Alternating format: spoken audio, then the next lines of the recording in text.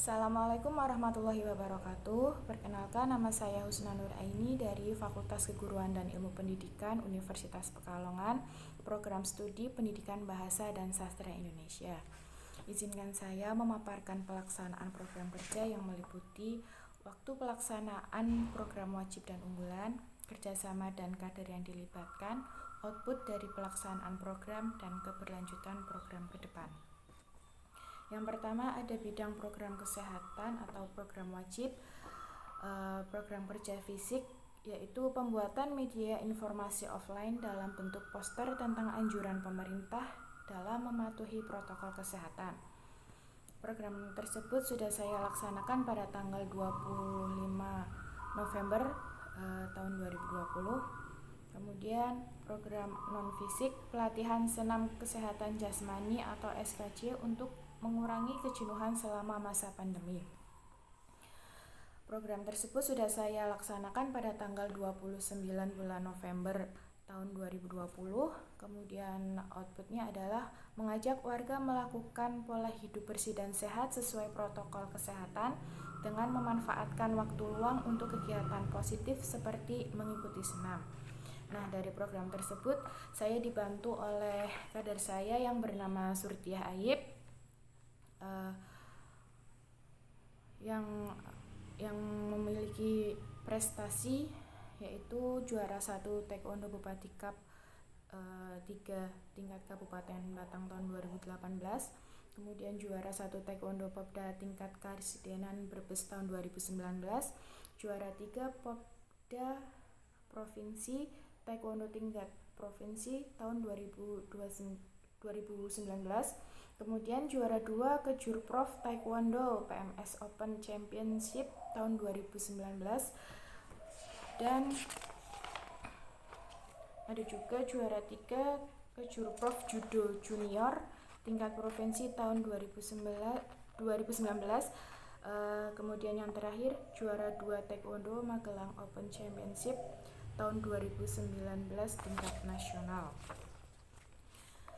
Kemudian program bidang yang kedua yaitu program ekonomi sosial dan ketahanan pangan yang merupakan program wajib.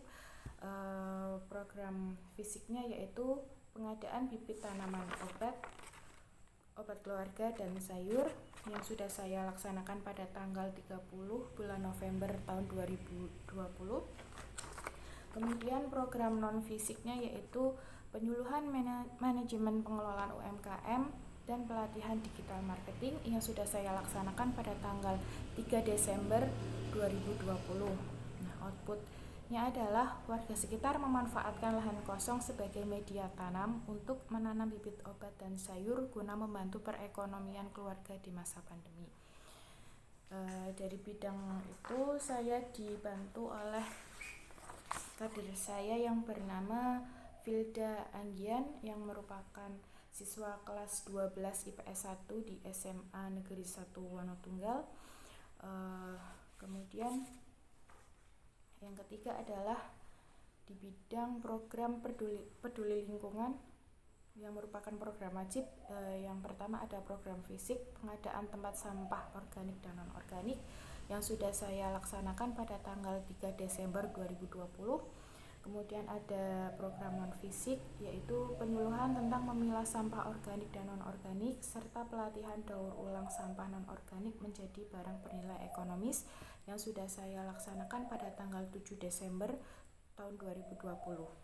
Outputnya adalah menumbuhkan kesadaran warga akan pentingnya menjaga kebersihan dengan membuang sampah di tempatnya serta memisahkan sampah sesuai jenis sampah tersebut. Serta mengajak warga mengelola sampah non-organik menjadi barang bernilai ekonomis seperti pengelolaan limbah kain perca menjadi masker. Nah, di kader ini saya dibantu oleh kader saya Muhammad Soleh yang merupakan siswa kelas 10 TKRO di SMK Karangdadap.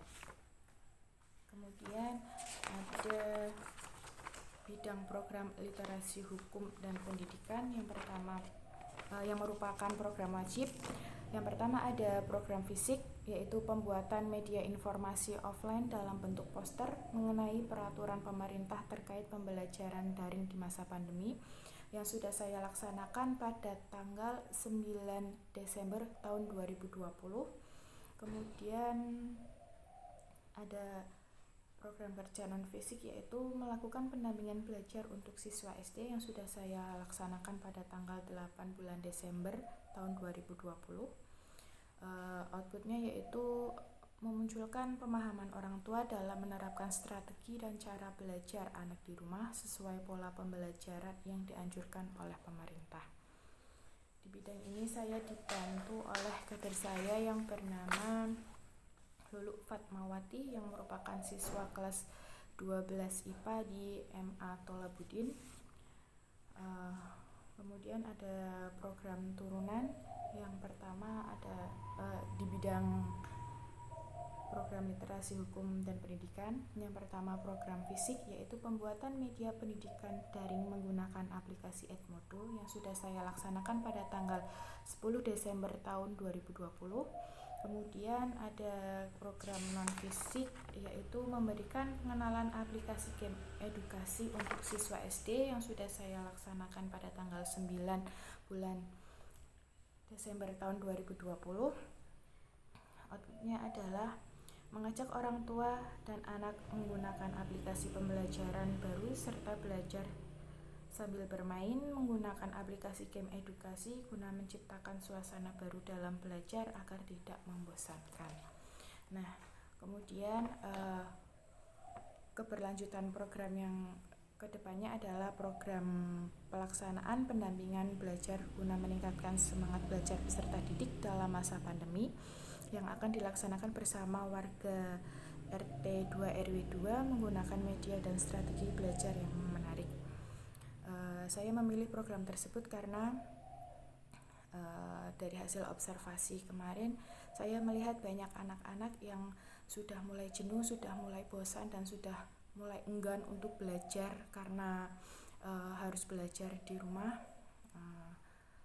Untuk program ini saya berharap agar anak-anak di rumah bisa lebih semangat dan muncul kemauan untuk belajar kembali. Cukup sekian dari saya, mohon maaf apabila ada salah-salah kata.